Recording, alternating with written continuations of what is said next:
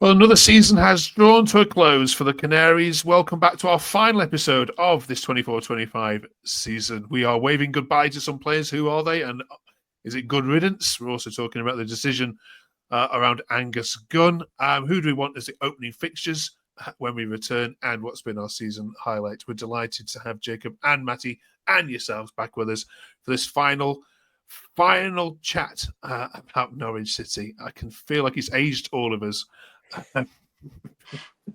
How was the game against Cardiff, Matty? Was it? It sounded a great atmosphere. For watching back the highlights, was it a party? Was it a party-like affair? It's a strange one, really. We should have. We could have been probably 2-0 down in the first 10 or 15 minutes. And I was watching it thinking, "Oh, this doesn't bode well." An already relegated team. And they were definitely on top, and they started well. And then we score, a few goals in quick succession, and you think, oh, this is interesting. So yeah, once that second goal went in, and then the third, there was a sense of, I guess, relief around the stadium. But overall, I was a little bit underwhelmed by the whole thing. Despite the scoreline, I know you look at it and go, 4-2 should have been entertained. It must have been a great game, but.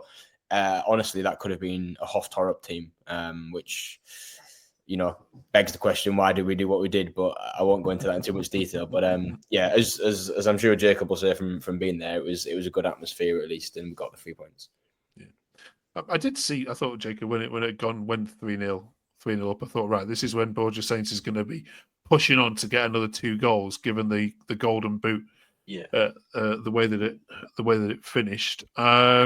Was there any sign of that, of any urgency from him to grab a couple more? A little bit. He looked all right getting up with the ball. He had a few good chances. He obviously scored one, which probably had a bit of grit and determination to try and get at least the golden boot. But I think it was last week, or 2 weeks ago, Joel Perot scored like 4 goals against Stoke or something, and he probably knew it was over for him. Same with Sargent. But yeah, I think he definitely needed a goal to just send off. If he is leaving, we don't know yet if he is or not. But at the celebration, he did point to the Norwich badge, which kind of looked like maybe he is staying. But yeah, I think that goal is going to add more to his market value, despite him having a bit of a blip in form the last 8 games or something since coming back from suspension. But yeah, I enjoyed Borja Sainz' performance. He also came over, did a lap around the pitch, and came over to fans, signed some shirts, took photos. Big respect to him. Wish him the best of luck if he is leaving, but I'm confident he might stay. Okay. Just before we leave this graphic, Matty, is it amazing, given that you've got 2 players in the top 5 here, given your league position and where you've finished? I mean, it's mad, isn't it? It's head scratching, isn't it? Yeah, it's daft. It's daft, really. And it just goes to show, if we'd have had a better defence, if we'd have been a bit tight with the back, we'd definitely be in top 6. You take away some of the goals, and I think the biggest thing that's going to haunt this season, and will probably haunt Hoff Torup and Glenn Riddlesome, is the points that we drop from winning positions, because we've shown we can score the goals. We've got 2 of the top scorers in the league, and I haven't checked, but we up to recently were the second highest scorers in the league. So to do that and to have all of that going in your favour, to then ship as many goals as we have and finish where we have, is a little bit of, like you say, a bit of a head scratcher. And it epitomises the season, really. Brilliant individuals, a few really good moments, but overall, just not good enough. Yeah, absolutely. Quiz question for you, which we'll give you at the end. If all the games finished at half time, so from 0 minutes to 45 minutes, where would Norwich City finish in the league table? We'll give you that answer at the end. Right then, Jacob, as you said, the players did their laps of honour. There were lots of players obviously waving at the crowd, but who for you do you think was waving goodbye? We will talk about this fella in a minute, but who else do you think has played their last game in a Norwich shirt? So definitely Hernandez and Sorensen, that was confirmed last week, but I'm going to go Callum Doyle. I think he's just a bit too much for us in terms of money. I don't think we can afford Callum Doyle. Don't think he wants to play championship football for us next season, as it's not guaranteed where we'll be under Jack Wilshere, as anything could happen. But yeah, I think Jacob Wright should sign. But on the topic of people leaving, Josh Sargent as well. I think there's clubs going for him, which are much better. Marcelo Nunez as well. He had interest from Turkey, I think, in the January window, so I can see him leaving. But I think the one that hurt the most was Hernandez. I know lots of fans criticised him a little bit in the last 2 years or something because he's not been very great at home. Obviously, not scoring since Man United at home. But he's been there in the tough times, scored against Ipswich. What more can you have from a man like that? He has the Norwich tattoo and all that. But yeah, that's what I'm going to say. Yeah. Let's go back to Doyle a second. Then Owen had this to say: he stayed consistent since the start. He's a proper good defender, and I hope to see him playing in an England shirt one day. Thanks for everything. Thanks for everything, Callum. Matty, do you think he's good enough to play for England one day? Yeah. Will we see him in the Prem? I don't think so. I don't think he's that level. I know there are players that have gone on later than expected to play for England. Dunk, Dan Burn being some examples, being in their slightly more twilight years, to be respectful. Doyle, for me, no. He's good on the ball. He's very good on the ball. He's a good left-sided centre-back. He's not a left-back. And his lack of pace over sort of 15 yards or so would concern me, even in the Premier League, to be honest. I think he probably will get a move to a bottom half Premier League team, maybe, where he'll maybe play 20 games a season or something. He's probably just a little bit too good for the Championship as a centre-back. But he's been found out a hell of a lot this season where with our left-back issues where we've, naturally, a left-footed player, you get moved out to left-back, don't you? So, yeah, it's a tricky one, but I don't see him coming back to us. But I don't think he'll play for England either. Okay. All right, then let's talk about the one which has caused a bit of consternation amongst fans. And so, yeah, Angus Gunn waved goodbye to Norwich, Jacob, with many fans, including Egbert68, saying it's a ridiculous decision to let him go. Do you agree with that? Yeah, I'll have to agree. I think goalkeepers are getting more expensive nowadays, and it's not going to be easy for us to find a goalkeeper good or better than him. I think I've previously mentioned Sam Tickle from Wigan, and I think he did get on the League One Player of the Season, something like that. Well, I mean, Team of the Season. So better clubs are going to be after him. And Gunn, he's had 2 spells at Norwich. Really enjoyed what he's done here for us. Saved a few penalties in his time. That's Tim Krul, sorry. And yeah, I think we shouldn't have let him go. Leeds are interested apparently, so maybe he was looking for more money. I think I heard something that he was looking for a high wage. We didn't offer it, so we left, but I'm not sure on that source. But yeah, goodbye to Gunn. He was amazing. I don't ask you, Matty, about goalkeepers. It's naturally lead us on to a George Long conversation, is it? But yeah, this seems madness. Yeah, you don't know who to believe as well, because I've heard what he said in his interview after the game. Chris Gorham from BBC Norfolk asked him on our local media, and he said he'd had like a 2-minute conversation with Ben Napper last week about it, which it doesn't sit well with me. His dad's a club legend. He's, as Jacob said, he's been with us over 2 spells now. He's a Norfolk boy. It's not the way to do things. I'm not massively bothered about him going because I think he's maybe underperformed in certain parts of the season. He's probably on decent whack money-wise, and I think there's probably better goalkeepers out there for similar or less in terms of weekly wage. I would have liked us to offer him a year and said, we'll bring someone else in and you'll have to compete for that number 1. Because he hasn't, I'm not going to mention that other goalkeeper, but he hasn't had a real good challenger as a number 2 for a couple of seasons. And that's an issue. And when he came through, he moved Tim Krul out of the number 1 spot. And Krul was poor and he had a real good sort of second in command sort of thing. Gunn's not had that, and I think maybe his performances have suffered as a result. I'm not sure, but so to see him go, I'm a little bit sad, but I'm not losing any sleep over it. Okay, all right, all the best, Angus Gunn. Thank you for all your service. Right, 2 tweets completely contrasting each other. Then Jacob, get your view on this one. Riley Riseborough says, "Give him the job." Diggy Duck says, "Don't give him the job." He's the number 1 favourite to get it. Which surprises me, I'm going to be honest with you. There are other candidates out there to grab. Where do you stand now, Jacob? Give it him or not give it him?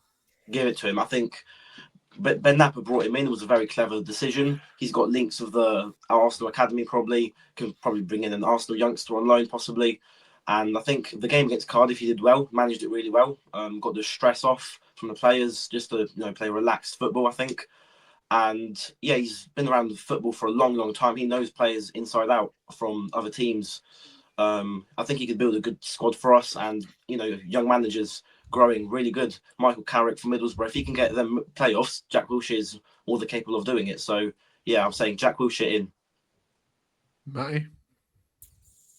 I remain very much unconvinced, and I'm very much on the fence because I like how he speaks, but I like how Hoftorp spoke, and that didn't bring results, did it? I kind of think that the whole project of bringing in Wilshere as a coach when he came in October, I think, wasn't it? This whole process has been escalated, 2, 3, 4x times as to what it was expected to be in terms of him being a ready-made replacement. For me, he's not a ready-made replacement. It's another punt. It's another gamble if we give him it.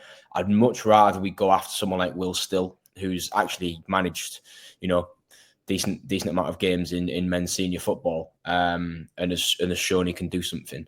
I have a concern that if we don't give Wilshere it, that he doesn't stick around from a coaching perspective. So he might be off. And I think he probably adds a bit in terms of, coaching and personality and experience in the game. And if he gets it, then I'll get behind him. Absolutely. I'll support him and sing his name. And I think I said last week, I'll support any manager until they give me a reason not to. But I think it's a massive risk. It's a massive gamble. And actually, it's probably not Wilshere's neck that's on the line. It's Ben Napper's neck that's on the line because he's made the decision to bring Hoftorp in, sack him after 10 months. And then if he gives Wilshere the job, who's, again, never managed in England before, he's never even managed before. At least Hoftorp had one season in senior football. So, yeah, it's a massive risk. I kind of feel like we're in a bit of a strange position as a club, to be honest. This whole season, kind of feel like it's been a bit of a waste, to be honest. A bit of a sort of, what was all that about? Yeah, transition season that has transitioned to nothing. Into nothing, yeah.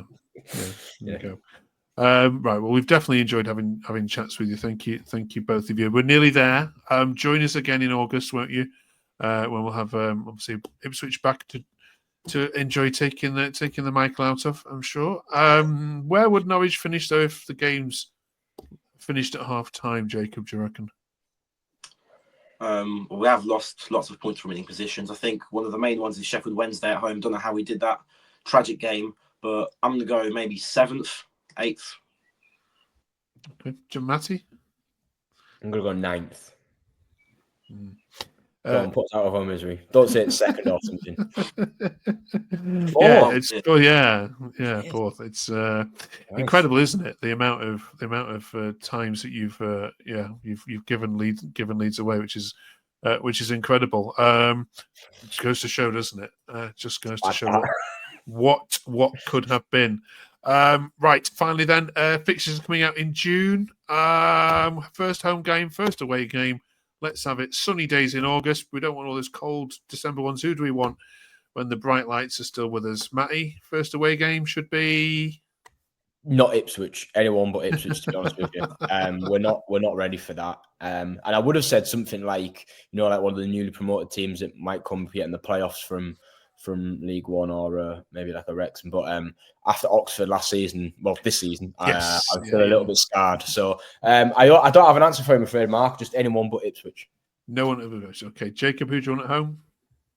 At home, a bit of an unpopular take, but I'm going to go Sunderland at home. I want us to have a proper hard fixture, so Jack Wilshere knows what he's doing, or whoever the manager is.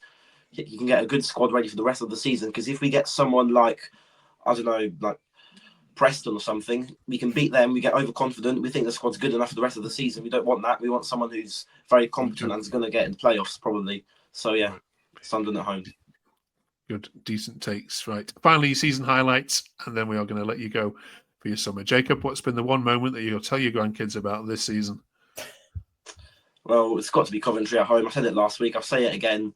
Amazing game. 90th minute, 1-0 down. And then what happens? Amankwa Forson scores 2 amazing goals. Puts us wins the game 2-1. Unfortunately, we didn't get playoffs eventually, but at that point, it looked really certain that we might actually go and get playoffs.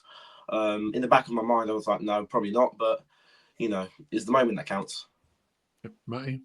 No, absolutely. That was a hell of a moment. That was fantastic. That 2-1, that sort of 2 or 3 minute double from Forson was brilliant. I'll also give an honourable mention the fact that we didn't lose to Ipswich this season, and the fact that we also personally didn't lose to Middlesbrough on either of the occasions. So there's a few things that have made it a little bit better than it could have been, I suppose. Okay. Listen, thank you all so much for joining us for all of this. We've now done 39 of these. We've done one every single week. It's been an absolutely up and down season, but I'm delighted. We're delighted to have had you along the ride with us. A massive thank you, of course, to Killian and to Oliver and to Owen and of course to Jacob and to Matty here, who have helped us guide us through this wacky season for Norwich. You definitely deserved 3 months off, fellas. Thank you so much for your wisdom. From watching Norwich, Mark. Your wisdom. We'll go and have a look at. I think both our hairlines have gone, Matty. That's the joys of being a Norwich fan, mate. Yeah. Have a great summer, all of you. We'll see you back here in August for some brand new Norwich chat. Enjoy the summer.